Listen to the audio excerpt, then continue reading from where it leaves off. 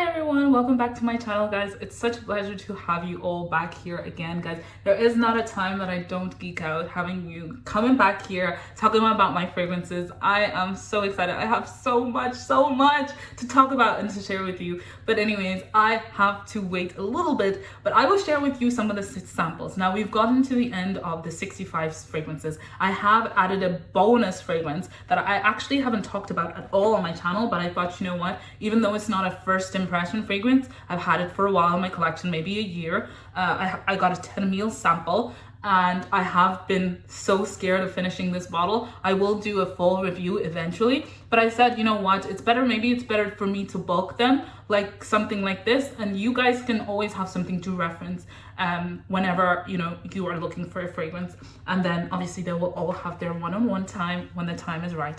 But anyways, for now, this is Paris Corner Lux.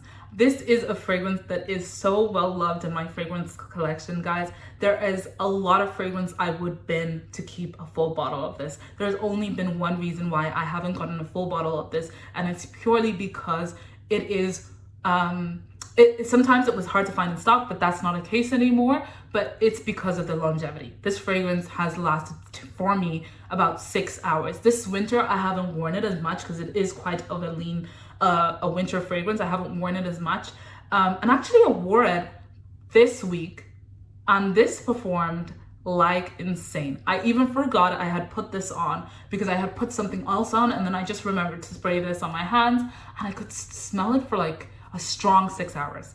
And I was like, did I put on camera? Is there someone in this room who has put on that fragrance? And then after like, I think halfway through the day, I realized it had been this baby right here. And what a redeeming moment for this fragrance. But I definitely feel like it was definitely at the 6 hour mark that it died. Before that, it was definitely in the 4 hours, like barely 6 hours. I was fighting to keep it at 6 hours. Definitely a fragrance you have to top up. But I'm starting to see a lot of people who've had this fragrance in their collection, like Ajwa and Seek Chronicles, and even a Fragrance Glance talk about how these fragrances have now become beast mode in their fragrance collection. Also, my other favorite YouTuber, I forgot her name, I'll possibly put her there, but they've been talking about how these fragrances, this fragrance in particular, has lasted a little bit longer and has become a beast mode fragrance. And I'm hoping maybe it's my sprayer, or maybe it's like if I had a full bottle, I would spray it like galore and I would just drown in it and I feel beautiful. But unfortunately, it doesn't perform like that. I do want to taste out a fragrance, a Kaltat Night by Attar, and I am imagining it's quite close to DNA as this. This is like a take on Kayali, on a Kayali fragrance. I forgot the name of that fragrance. But anyways, my point is, I'm hoping that if this is the same DNA and that perfume lasts longer, and it does last longer, I'm hoping I would go for that. But I don't know if it's easy for me to get a sample of that fragrance, and I would be pretty disappointed if I got a full bottle of it and it wasn't anywhere close as this fragrance. I did that same risk with After Effects, and even though it scratches a completely new itch, it wasn't the same fragrance as this, which I kind of hoped it would be. This is an irreplaceable fragrance in my collection. There is no question about it. I love that fragrance down. And there is not a moment I don't think about that fragrance, even though I haven't worn it for this winter. Okay, let's officially start with my first impressions, right? So one of the first fragrances that we are going to talk about is Musamam. Oh, actually, we'll start with Meringue. Meringue is by French Avenue. It's part of the collection of the bottles. I'm waiting to get 2 more of those. I have Sweet Paradise, which you can watch here. I also have, wow, I have one more palette. I forgot. I have Coco Morando, and I have Meringue that I've tried, and Liquid Brune. The other 2, Azaro and Luscious, I haven't tried yet, and I'm still yet to try, so I'll probably get samples in the next batch and we will talk then. Okay, let's talk about Meringue. Meringue has pineapple, bergamot, mandarin suede, sandalwood, birch white musk, vanilla, and ambergris. This is supposed to be moderate performing, which is really interesting, and I kind of expect that with the type of fragrance this is. This is like creme de something by oh my gosh, my internet just tapped off, but it's supposed to smell like creme de coeur by BDK. I have smelt it, but again, it didn't leave an impression on me. And it's kind of the same as this. I think it's because it has some really strong floral notes, even though they're not that strong, but like they're strong enough for me to recognize and not to enjoy. So this fragrance just feels kind of basic. I think that's what happens to me a lot when I smell like the more dusty white florals. I think they just kind of feel kind of basic, make the fragrance smell basic to me, just because obviously that's not what I prefer in my fragrances. I definitely see this fragrance lasting like moderate, but I have heard this whole line is absolutely immaculate performance. And it is, I guess people say it's well blended, but because of the white florals, for me, it doesn't feel well blended because I don't like them, and they just kind of jump out to me and make the fragrance feel kind of like, so that could be just me not liking the notes, but it's a definite enjoyment for me. Okay, let's go to Musamam White. Okay, Musamam White is one of the fragrances that I had been dying to get, because it's said to be close to Luminosité and to be a mix of two DNAs that I absolutely love, which is close to Gris Chanel and what is the gray perfume by Lattafa as well. It's supposed to be like kind of in that DNA. It opens up with some spices, some bergamot, some orange, and then you have some coconut, some ylang ylang, some ambroxan, some mahonial, some sandalwood, musk, and benzoin. This is a fragrance that immediately when my samples came in, I tried at least once, and I just have to say, guys, lackluster. I not to say it's not good at all, but it just has no purpose in my collection. I already have Gris by Lattafa. I forgot the name of it. I'll put it here.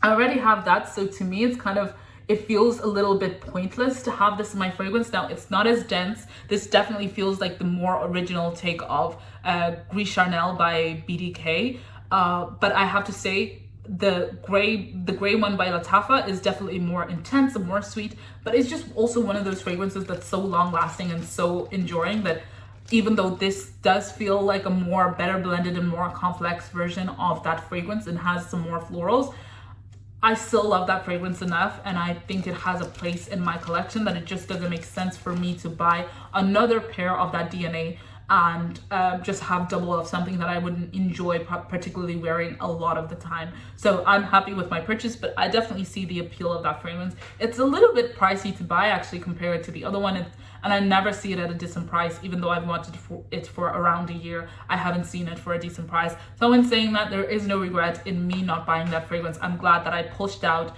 this long, even though I really thought they would be different enough for me to get, but I just don't see it having a place in my collection, unfortunately. Even though a lot of people love that fragrance much more than Grey, but I feel like I do enjoy Grey. It is a loved fragrance in my collection. I really, really love it. And so it's kind of like the whole Lattafa camera situation for me. I'm not gonna fix a broken wheel. Me buying another Musamam White is just wasting money. That's just how I feel. There's better things for me to enjoy with my money. I've got trips to enjoy. I've got more perfumes to try, and that's just not where I want to spend my money. So there's that. Okay, next fragrance. Oh my gosh, guys, I was so excited to figure this out and share this with you guys. This is La Luna Valley by Gissah. Guys, you know me. I have been obsessed with the Gissah line. If you haven't watched any of my videos on the Gissah collection, I will try to put it here, guys.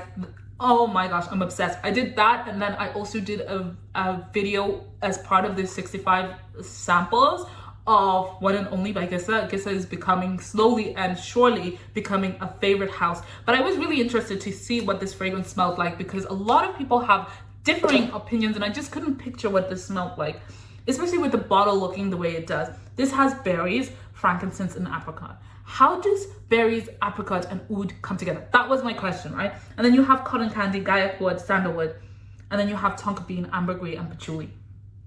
Right. I thought maybe now that I've tried Oud Al Hillam, which also has like berries and cotton candy and oud that it would be like that. No, this is completely different. In fact, I feel like this is a closer take on how, what is that fragrance that I smelt earlier on that was kind of like oud maracuja and ombre nomad, whatever that fragrance was. If I remember, I'll put it here. But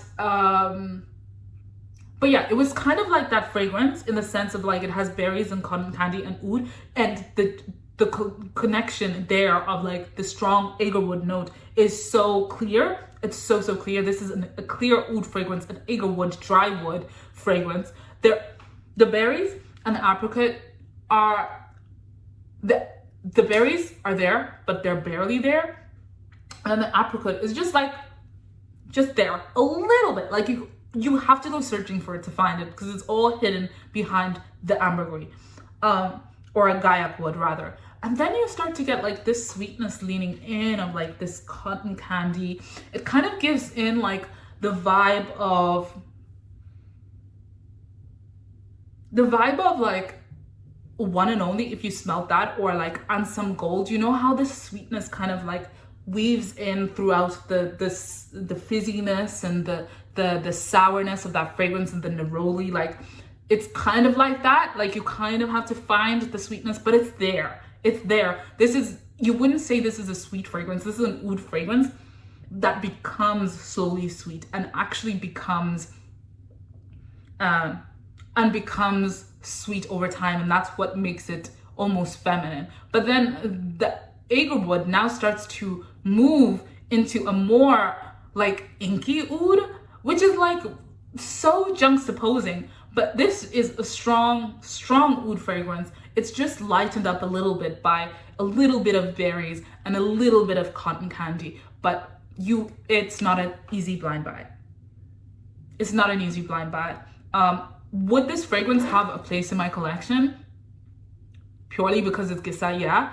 But I feel like it would totally wipe out a whole genre of fragrances in my collection, and I would never need to buy a new one. In fact, I really like the fact that it gets sweeter a little bit and lighter, because you expect it to get dense because of the gaiac wood, but it actually becomes lighter because the way that the dry oud starts to transform into an inky oud stops it from getting dense and kind of becomes a little bit lighter and gives the fragrance a little bit of mobility and flexibility over time in the sweetness, which is something that you can definitely learn to enjoy. I really love that about this fragrance. But again, it would take out any fragrances that are close to ombre nomad or azure oud, I imagine. There is a fragrance that I smelled today that kind of did that same exact thing, but not in any light way. That one was a lot denser than that. And it was said to be close to Infrarouge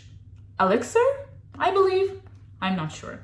But anyways, until next time, let's go to the next fragrance. This is Amber Saffron. This is slowly getting a lot of hype. This is one of Aromatic's favorite fragrances, so I was really eager to smell it and figure out what he particularly loves about this fragrance. It opens up with some saffron, some spicy notes, some fruits, some citrus, some green notes, and some mint. And then you have some rose, some jasmine, some bergamot, and some agarwood, some musk, some amber, some woody notes, some tonka, some balsamic note, and patchouli. What a beautiful rendition of a fragrance. I actually, because my internet just disappeared, I cannot see what this fragrance is said to be quite close to, but he has said that it's quite an original fragrance, and a lot of YouTubers are coming out and saying it's original, so I'll take their word for it. For some reason though, this fragrance is definitely igniting a specific memory in my head of me going to Creche for some reason in Zimbabwe, and just I feel like my uncle smelt like something like this. Is it the saffron? I think it's the musk, the agarwood, and the patchouli. The patchouli is really interesting because it's not like a strong, sharp patchouli. It's like just like a light patchouli. It really lightens this fragrance. This fragrance definitely seems to lean a little bit more masculine leaning, but it definitely is one that it has no gender attached. It's very androgynous, but I do feel like because it has those oud notes, and it's kind of like, you really have to like your ouds as a woman to actually really enjoy this fragrance. It doesn't have anything that makes it particularly feminine in the most Western way. It's just gender neutral in the sense of like oud, but if you are a Western woman and likes like, you know, your florals, your sweet notes, this definitely might lean masculine for you. So that's something to keep in mind. The fruits and the citrus is beautiful, guys. It brings it up to here. The saffron is the first thing you smell. The spices are beautiful and light. The resins just like lift up this fragrance. You expect this fragrance to be dense. It's not. It's not. It's light. It has personality. It transforms. This is a fragrance that I need to watch, because also you don't expect the musk to have such personality and such input into what the end of this fragrance smells like, but it does. It's so beautiful blended as well. I actually get why it's getting hype. I get why it's getting hype, but it's not an easy blind buy. I'm not gonna lie to you. I'm not that type of girl. It's not an easy blind buy. This is not an easy blind buy. The other one I was just talking about, what was it? The one that smelled like Eau de la Luna is not an easy blind buy, even though a lot of the girlies are saying that they like it. Those are the girlies that like ouds. So yeah. Okay, the last one is Shaghaf Oud Elixir. This is Shaghaf Oud made fancy. So, oh no, I sprayed it in the wrong direction.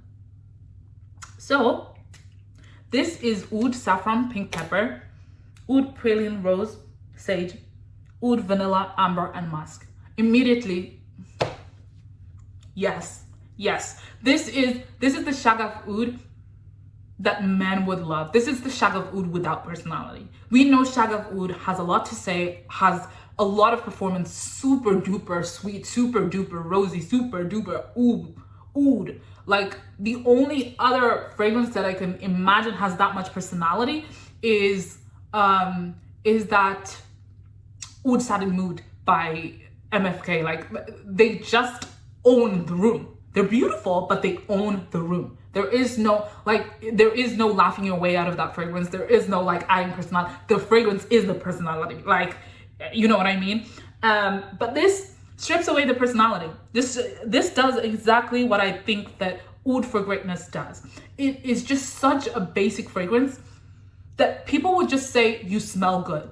It doesn't have anything like particularly challenging. It doesn't have anything that's like particularly, it's so well blended. There is no sweetness. There is no there is sweetness, but it's like no sugar. It's like vanilla, but like no sweet. It's like vanilla essence. The oud is like pared back. It's not like everything is so beautifully blended. Like even the saffron, even the rose, even the praline, like nothing is sweet in this fragrance. Like it's just so demure. Like this is the classier version. This is like the sister that's been like traveling and cut off the whole family, and like, you know, like whereas Shaghaf Oud might be the sister that's still in the midst of the drama and like feels like she's like ready to crash out every time someone does something, because she's like in the midst of everything and she's like shut up. Like she's the what you call it? She's the last kid in the family, the last born. But Shaghaf Oud Elixir is like the middle kid who like just disappears, never shows up to functions. Maybe she might show up for your niece's birthday, blah blah blah. And even when she shows up, like she's quiet in a corner eating food and she's so polite to everybody, but everybody knows she doesn't fuck with everybody in that room. Excuse my French, but you understand what I'm saying. Like it's her, like she does, this Shaghaf Oud Elixir doesn't even give you the privilege of knowing its personality. Like they're like, and I think that's the beauty in this fragrance. I definitely don't think this could be a fragrance that would replace my Shaghaf Oud original, because I really enjoy that fragrance, but I also don't feel like I would enjoy wearing this particularly, or I would enjoy this in my collection, just because it's quite close. Even though it's like stripped back, I definitely see myself buying this for a man or someone who doesn't like sweet fragrances, but really I feel like they could have the privilege of enjoying Shaghaf Oud. I definitely feel like that's what it is. Like I feel like this is a different take on that same DNA, so it's not redundant. It's not, it brings you somewhere almost, but it doesn't bring you quite there. And this would be flipping beautiful, layering with every single one of those collections. It wouldn't take over any of those fragrances like Oud Tonka, like it just, even with Amar, it would add such like this gents and oud. Oh, this is everything. This is everything. I hope that you have enjoyed my take. Have you smelled Shaghaf Oud Elixir? Do you feel as passionate as I feel about the DNA of that fragrance? Let me know. Until next time, bye.